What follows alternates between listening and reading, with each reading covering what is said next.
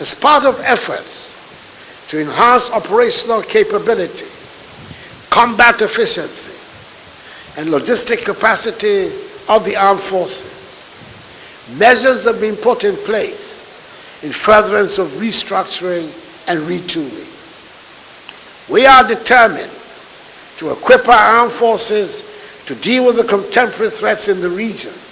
as well as other internal security challenges, and contain security threats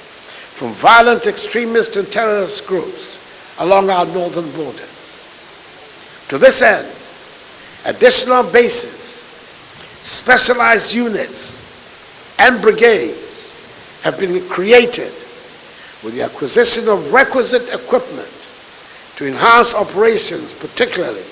along our northern frontiers. As you are aware, this expansion has already seen the creation and establishment of the Army Special Operations Brigade, Armored Brigade, Signal Brigade, and 2 mechanized battalions which are deployed in the Upper West and Upper East region. Plans are in the offing to procure for the Air Force 6 L-39 ground fighter aircrafts, 2 additional ground power units, assorted aircrafts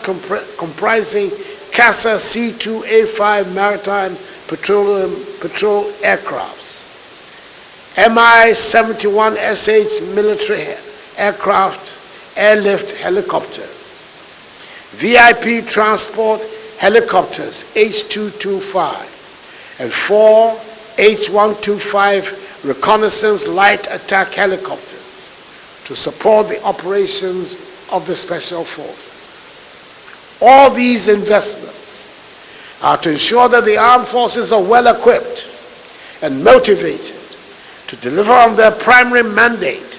of safeguarding the peace, integrity, and security of the nation, and maintaining Ghana's contribution to international peace and security.